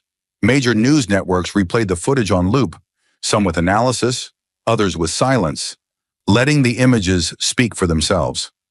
Veterans groups issued statements condemning the courtroom's actions. "That woman took a hit and didn't flinch," one Marine wrote. "That's leadership." A former federal judge speaking on a late-night broadcast didn't mince words. "She wasn't disruptive. She was principled. She didn't disrespect the court. She forced the court to show its true face." That soundbite went viral on its own. Law professors began publishing essays overnight. Editorials used phrases like weaponized silence and procedural betrayal. It was no longer just about Jasmine. It was about every voice that had ever been told it was too bold, too inconvenient, too much. Then came the leak, an uncut courtroom recording, obtained and anonymously shared by someone believed to be a court staffer, hit the internet like a bomb. It showed the full exchange, frame by frame. It captured Judge Langston's tone, the smirks from the prosecution, the moment Jasmine's objections were ignored, not because they were wrong, but because they were right. The full footage revealed the subtle cues, Langston's escalating frustration, the calculated interruptions, the deliberate disregard for protocol. This wasn't a breakdown in order. It was a controlled demolition of fairness. The video confirmed what millions had suspected. Jasmine wasn't removed for breaking the rules. She was removed for refusing to play by a script designed to silence her. What had started as a courtroom ruling had now become something far larger, a reckoning. But as Jasmine's removal ignited a national conversation, her legal team didn't just react. They retaliated with strategy sharpened by urgency. The moment the courtroom footage leaked, the phones in their legal office didn't stop ringing. Attorneys from across the country called in. Former judges, constitutional scholars, clerks, allies. They weren't offering sympathy. They were offering support, precedent, and firepower. Jasmine's lead counsel, Angela Monroe, didn't wait for the outrage to fade. She stood in front of a whiteboard plastered with timelines, quotes, and violations. "We're not just getting her out," she said to the team, voice clear, eyes fierce. "We're getting Langston off this case." Everyone understood. This wasn't just a defense motion. It was a legal reckoning. For the next 10 hours, the team moved like a war room. Legal aides combed through footage frame by frame, flagging timestamps where Jasmine was cut off mid-sentence, where objections were ignored, where Langston's tone shifted from judge to adversary. Every moment was documented, transcribed, and marked with citations from federal judicial conduct codes. Angela dictated the motion like a general delivering orders. We argue judicial misconduct, due process violations, abuse of discretionary power, and bias. And make it clear, this wasn't law. This was punishment. Paragraph after paragraph was built with surgical precision. Not a single word wasted. The result was a 37-page emergency motion that didn't plead, it accused. The motion demanded two things. First, immediate dismissal of the contempt charge on the grounds that it was retaliatory, unsupported by legal standard, and inconsistent with courtroom procedure. Second, the recusal of Judge Meredith Langston from any and all future proceedings involving Jasmine Crockett, citing a clear erosion of judicial neutrality. Attached to the motion were 4 exhibits: uncut courtroom video, sworn statements from legal observers, excerpts from courtroom transcripts, and a declaration from a retired federal judge who had reviewed the footage and called Langston's actions an affront to everything the judiciary stands for. By midnight, the filing was sent to the Federal Appellate Review Board. By 2:15 a.m., Monroe was on a video call with a senior appellate clerk confirming receipt. The clerk didn't offer comment, but his pause before hanging up said everything. We've never seen anything quite like this. In another room, someone refreshed Twitter. The number recuse Langston hashtag had hit 4 million posts. Major newspapers were updating headlines in real time. Jasmine's team didn't cheer. They didn't pop champagne. They didn't even rest. They looked at the clock.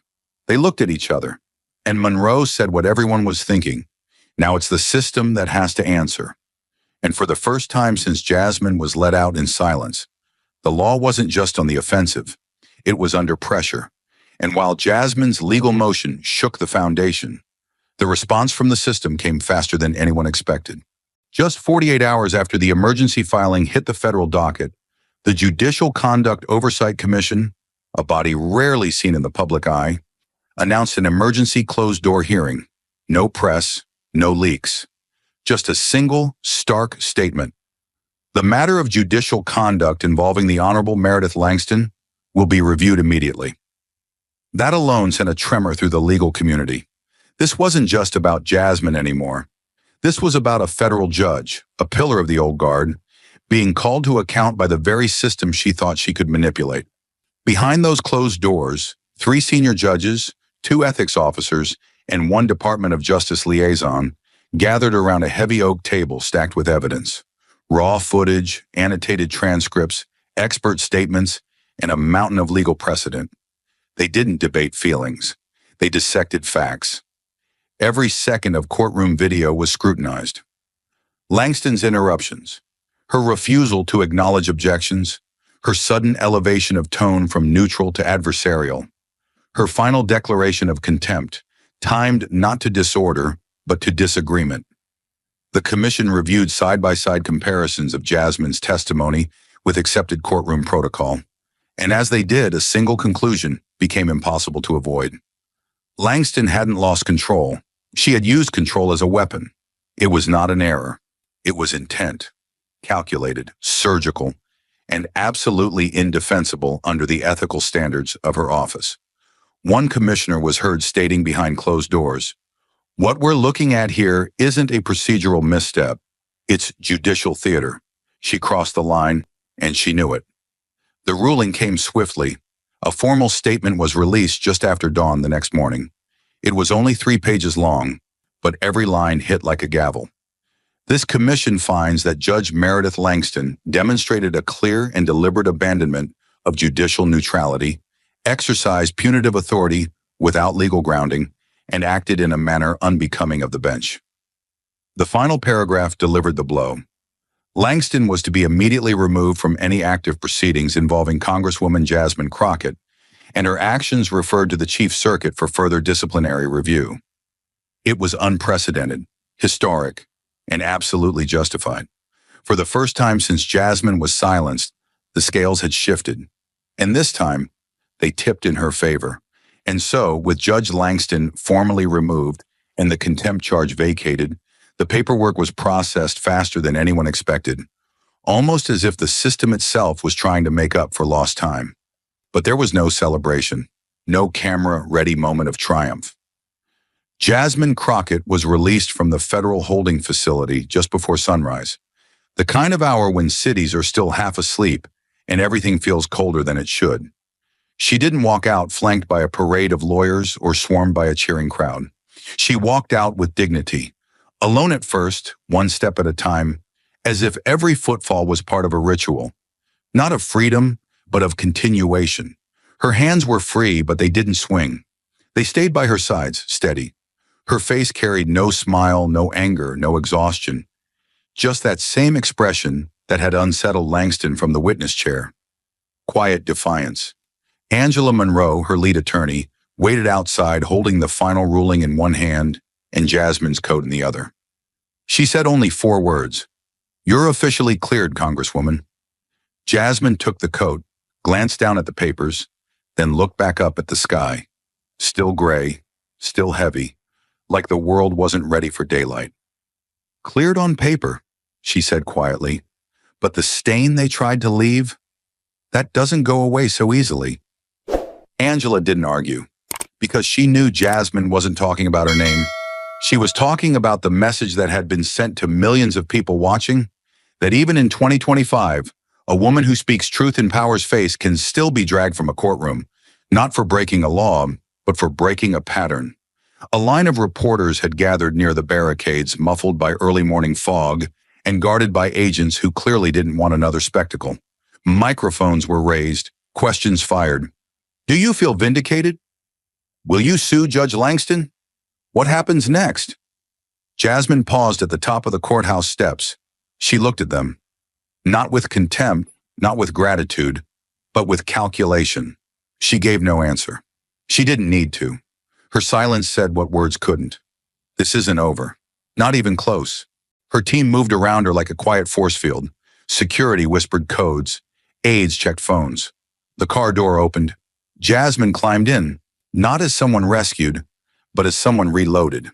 Inside, she sat back, watching the building shrink in the rearview mirror. It wasn't the end of something. It was the beginning of something sharper, something bigger, because freedom wasn't her goal. Accountability was. And systems like this didn't get fixed by a single overturned ruling. They were only exposed by it. She wasn't walking away. She was preparing to walk back in, with the law at her back and the truth still burning in her chest. And this time, she wouldn't be the one on trial. This time, the system would have to explain itself. And while the courthouse receded behind her, Jasmine knew her next step wasn't back to Washington or into a legal debrief.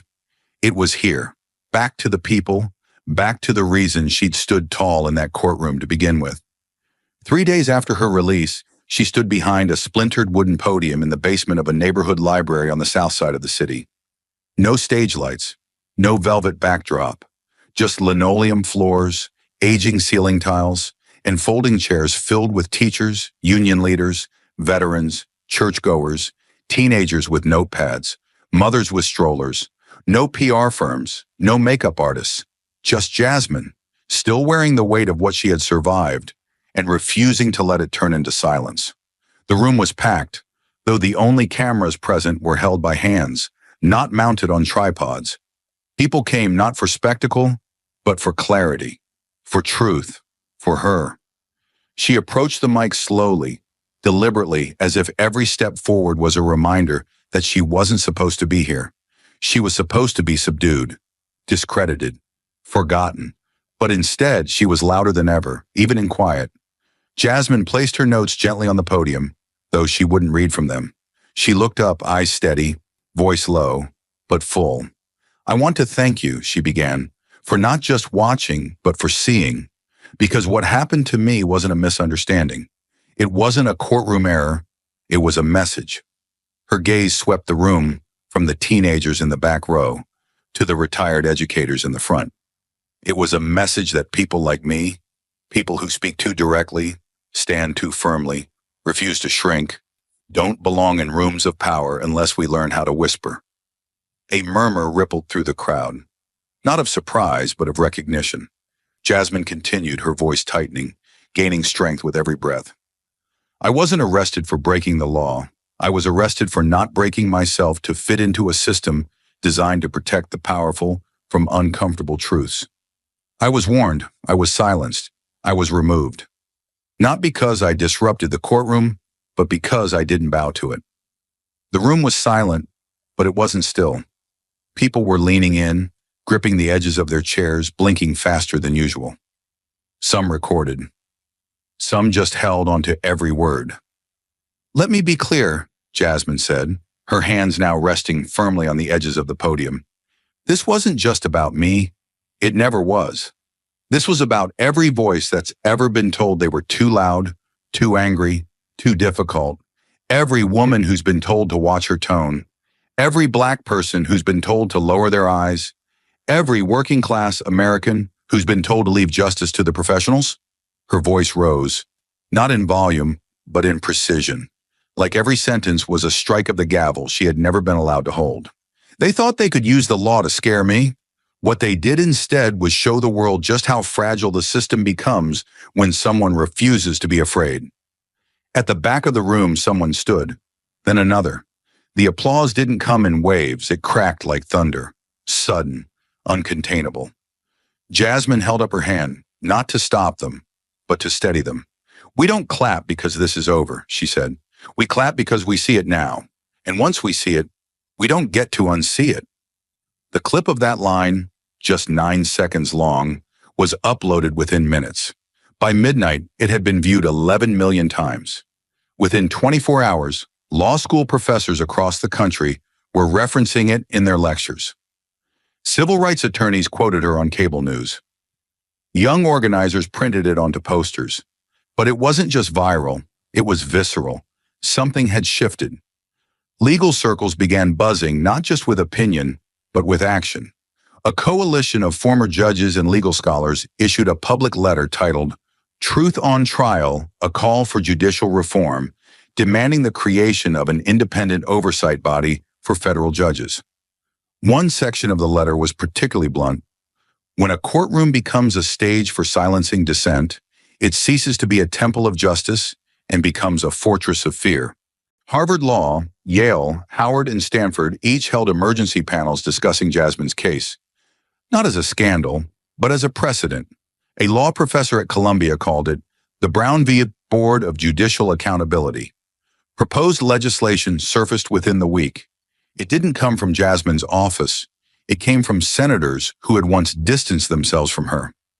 But now they stood on the Senate floor reading her words into the congressional record. I wasn't arrested for breaking the law. I was arrested for not breaking myself.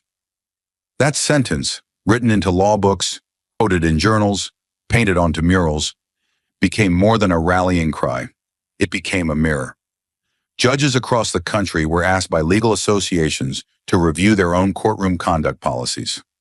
One state Supreme Court quietly updated its internal ethics training. A judicial conduct reform bill picked up 34 co-sponsors in 2 days. The Department of Justice issued a rare statement acknowledging an internal review into recent events involving judicial discretion and procedural conduct. But Jasmine stayed quiet. She didn't make a media tour. She didn't appear on talk shows. She didn't cash in on her moment. She stayed rooted, speaking not where the cameras were, but where the consequences lived. Town halls, school auditoriums, labor union meetings. Each time, her message stayed the same. I am not a hero. I am not a victim. I am a witness. And I am telling you what I saw from the inside. Because Jasmine Crockett knew this wasn't about her alone. It was about the pattern, about the power, about how easily systems designed to serve can be twisted to suppress, about how authority without accountability isn't justice. It's tyranny in slow motion. And so she kept showing up, not to be heard, but to make others feel safe to speak. The community library event that launched the national reform wave never made the front page of the Times. It didn't need to. It didn't scream. It didn't explode. It grew, quietly, relentlessly, like a seed dropped into soil cracked open by the weight of injustice.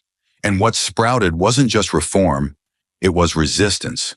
What began as an attempt to humiliate a woman in a courtroom had instead created a movement, one that didn't chant, didn't burn, it didn't break, it simply refused to forget. And in a nation full of noise, that kind of memory is the most dangerous truth of all. And as the movement gained speed, eyes naturally turned to the one person who had yet to face the music, Judge Meredith Langston. But Langston said nothing. No press conference, no public statement, no courtroom appearance. Her chambers remained closed. Her staff refused to answer questions. When reporters knocked, the doors stayed shut. And yet, the silence screamed louder than denial. It wasn't just the media that noticed. Behind the fortress-like walls of the Supreme Court building, cracks had begun to form. Clerks whispered of internal memos circulating between justices. Quiet calls were being made. Unusually long closed-door meetings were being scheduled at odd hours. The word reputation was suddenly being spoken in hushed tones. Not by journalists, but by senior judicial advisors. A source inside the Chief Justice's office leaked a single sentence to the press.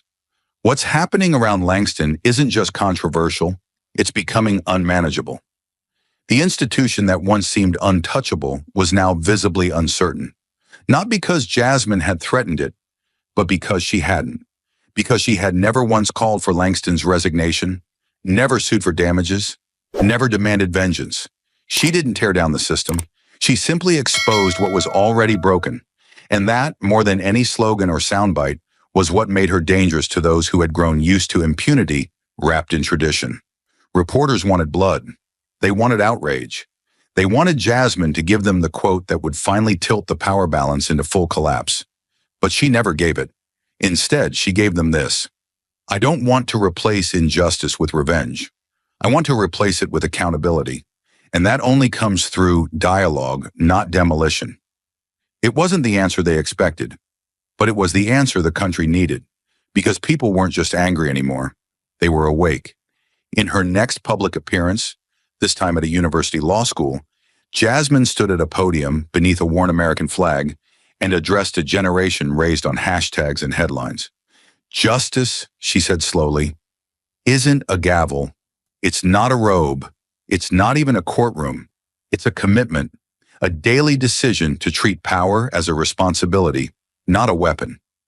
The auditorium was silent, not from apathy, but awe. She wasn't grandstanding, she was testifying, and this time no one could cut her off. Meanwhile, Langston's legacy unraveled by the hour. Former colleagues who had once praised her discipline and composure now declined to comment. A federal judicial review panel released a quiet but damning summary of their findings: an erosion of impartiality under public pressure. That one phrase, surgically diplomatic but morally devastating, made the front page of the Washington Post. Editorials poured in. Even conservative legal scholars, once cautious in tone, began calling for mandatory external review of high-bench decisions involving public servants. Law schools began rewriting their judicial ethics modules to include Langston's courtroom as a case study in how quickly neutrality can become aggression when left unchecked. And through it all, Jasmine kept her promise. She didn't make it personal. She didn't chase Langston. She chased the principle. When asked on live television what she wanted to see happen next, she answered with disarming calm, I want young lawyers to feel like the courtroom belongs to them, no matter how they look, how they speak, or what they dare to believe in. I want judges to remember that silence isn't always professionalism.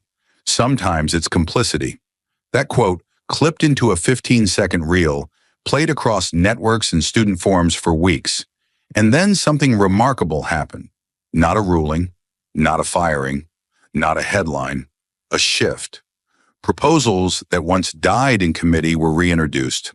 Bipartisan support emerged for a new judicial accountability framework, a bill requiring external review panels for contempt citations involving elected officials, and mandating that any removal from court be subject to immediate independent evaluation.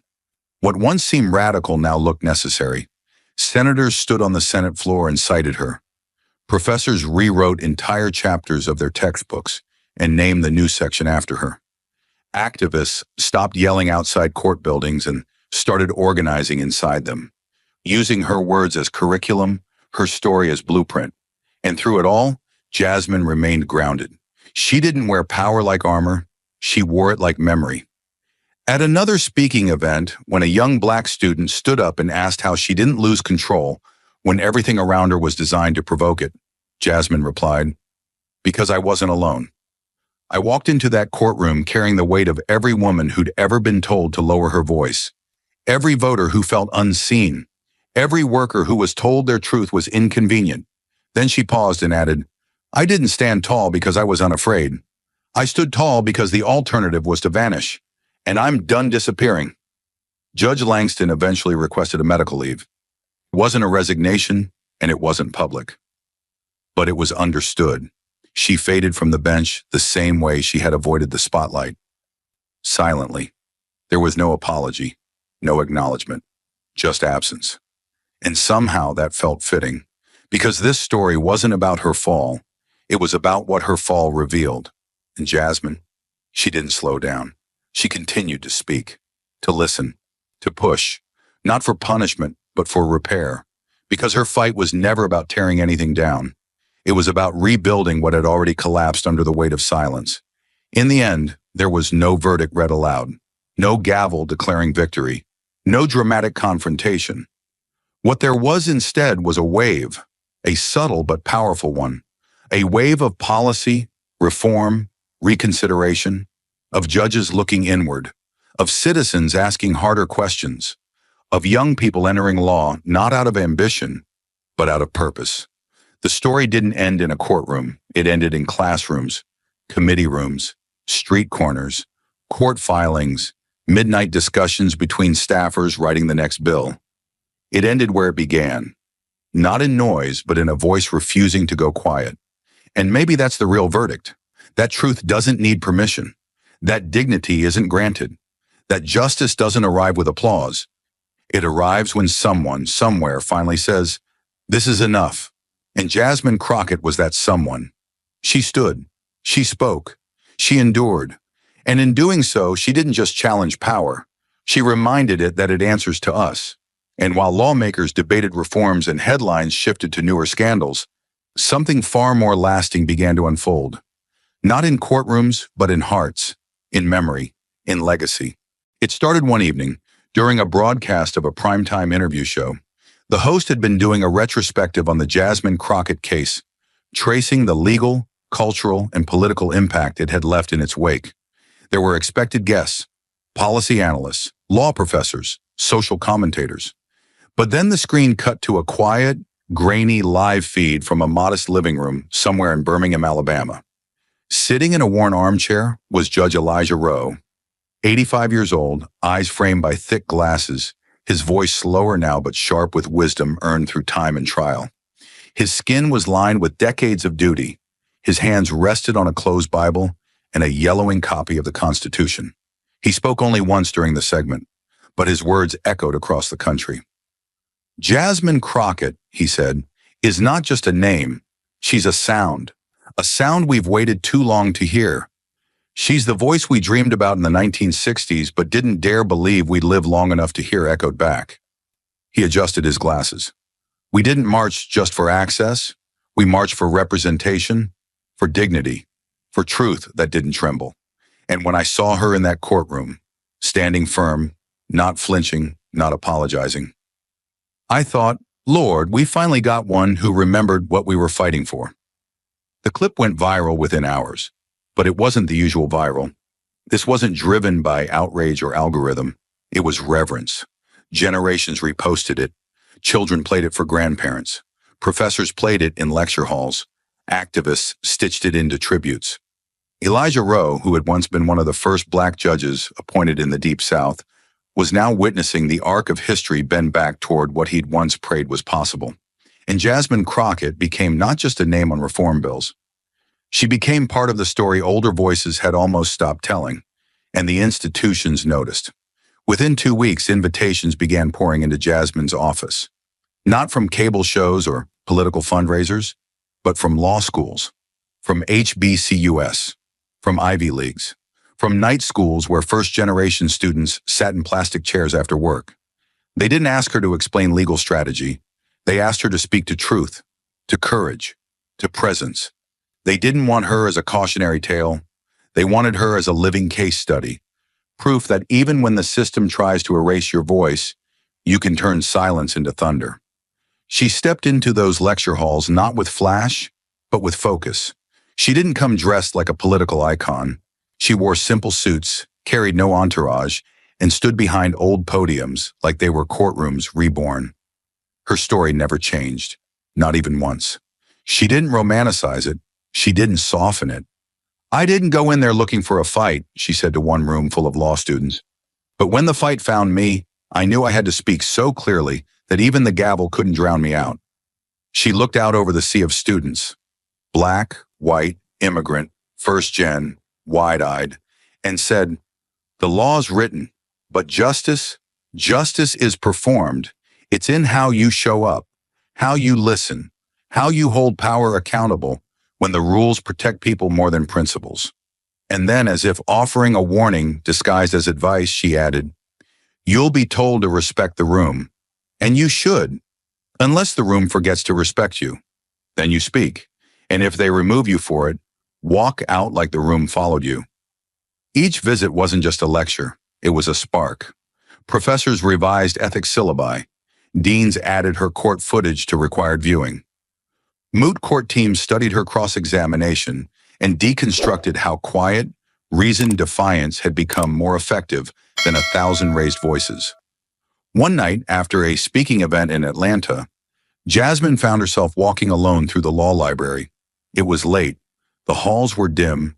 Books stacked like monuments lined every wall. She paused at a section marked Civil Rights Jurisprudence, 1950 to 1970. Her fingers hovered over the spine of a biography on Thurgood Marshall. For a moment, her hands shook. Not from fear, but from the realization that she was now part of that same shelf. Not by choice, not by ambition, but because she'd been called to speak when most would have stayed quiet. Later that night, she wrote in her notebook, the same one she'd had with her the day of the hearing. A single line. They wanted compliance. I gave them memory. That line, once leaked by an aide, became another touch point in a cultural conversation that refused to fade. Civil rights museums requested her notes. A foundation quietly offered to fund a documentary. Legal scholars debated whether Jasmine's experience should reshape how contempt of court is defined, but Jasmine never centered herself in the debate. She always redirected it back to the principle, I didn't make that courtroom political. It already was. I just refused to pretend it wasn't. And slowly America began to admit something it rarely says out loud, that the law, while written in ink, is lived in flesh, and flesh can be silenced, dismissed, removed. Unless it speaks, like Jasmine did. In her final campus visit of the year, she closed with a moment that would become legend. A student asked, "What would you say to a judge now if they warned you again about being held in contempt?" Jasmine didn't pause. She looked out at the rows of students who would one day argue before those judges and said, "I'd say, with every ounce of respect, that contempt isn't a threat when you've already survived worse. And if telling the truth makes them uncomfortable again, I hope the next person in that seat won't just speak like I did. I hope they speak louder." And then she left the stage. No music, no spotlight, just a quiet walk off stage and the sound of pages turning behind her. As students, one by one, began writing their own truths down, because this was the lesson that would endure. Law is literature, but justice is language, and Jasmine spoke it fluently. And as Jasmine's story moved from streets and schools into textbooks and legal reform proposals, the next chapter was no longer just cultural, it was constitutional. The moment came unexpectedly fast. In a special joint session scheduled under growing public pressure, Congress convened an emergency hearing to debate a historic piece of legislation, the Federal Judicial Accountability and Oversight Act, a bill designed to limit the unchecked power of federal judges, including new protocols for contempt citations, independent review panels for courtroom conduct, and transparency requirements for judicial recusals. On the floor that day were senators who had once dismissed Jasmine as too loud, too reactive, too off script. But now they listened. They watched. They leaned in. Because now she wasn't just speaking for herself. She had become the mirror they all had to face. Jasmine Crockett arrived not as a protester, nor as a victim, but as the living catalyst for the very reform being debated. The gallery was packed. Security was tight. Cameras were mounted high and still. She entered quietly, dressed in a simple black suit, no fanfare, no entourage. Just her in a folder filled with the language of the bill. Annotated, underlined, full of notes in the margins. A staffer offered her a speaking point summary. She declined it. "I've lived the testimony," she said. "I don't need to rehearse it." When her name was called to speak, the room stilled, the kind of stillness that hangs before a verdict. She stood, walked to the center lectern, and laid her hands flat on the wood like it was a bench of its own. Her eyes didn't scan the crowd. They locked in, not with defiance, but with clarity. "This bill," she began, "is not about vengeance. It's not about punishing judges. It's about reminding them, and reminding us, that the courtroom is not a kingdom. It's a place of accountability, and power without accountability is not law. It's control." There was no emotion in her voice, not because she lacked it, but because emotion wasn't needed to make the point land. Her presence was enough, her story already known. But what followed was what truly set the tone for the room. "You all saw the footage," she continued. "You saw what happens when a courtroom forgets that its job is to hear, not to silence, to measure, not to crush. What happened to me wasn't exceptional. That's the problem. It was systemic. I just happened to have a microphone loud enough that people couldn't ignore it." At the back of the room, one senator, a conservative known for his ironclad loyalty to judicial independence, shifted in his seat. His hands clenched, but even he didn't interrupt, because the moral scale had already tipped, and Jasmine wasn't demanding power. She was demanding balance. A few minutes later, during a break in the hearing, reporters rushed her in the hallway. The question came fast, sharp, like a dart thrown just to pierce the moment. "Congresswoman Crockett, after everything, will you run for Senate?" The hallway tensed. Even the staffers turned their heads. Jasmine stopped walking. She didn't fumble. She didn't smile. She didn't dodge. She gave an answer so precise it cut through every other narrative that had tried to stick to her name. "I'm not here for a promotion," she said. "I don't need a new seat. I need the law to sit in the right one." A pause, one breath. Then she added, "We don't fix this by climbing higher. We fix it by going deeper." That clip became the line that evening anchors opened their broadcast with. Not because it was political, but because it was real. And in an age of calculation and crafted image, Jasmine had become that rarest of things, unspinnable. Back inside the chamber, the markup for the Judicial Accountability Act resumed. Amendments were debated, clauses scrutinized, but the tone had changed. It was no longer abstract. Jasmine's presence had turned every sentence into a question of courage. And suddenly, those who once feared the optics of judicial criticism now feared the optics of silence. By the end of the session, 12 new co-sponsors had signed on. 2 of them had been on the fence until that morning. Later that night, Jasmine sat alone in her office, lights off, city humming beyond the window. She scrolled through messages on her phone, some from activists, others from quiet insiders. One text read, "We never thought we'd see this in our lifetime. You did it." She didn't respond, not because she wasn't grateful, but because she knew. She hadn't done it. The people who believed her had, the ones who watched the footage, who reposted it, who wrote to their representatives, who stood outside courtrooms. Not with anger, but with determination. All she had done was refuse to vanish. She leaned back in her chair and looked at the Capitol dome, glowing in the distance.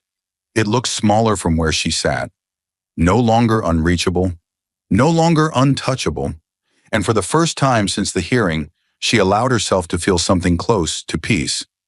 Not because the fight was over, but because it was no longer hers alone. The next morning, her schedule was full. More hearings, more interviews, more steps forward. But Jasmine Crockett didn't rise like a politician chasing headlines. She rose like a witness who had refused to forget what she saw and had dared to tell the nation anyway. And now the nation had to decide what to do with what it had heard.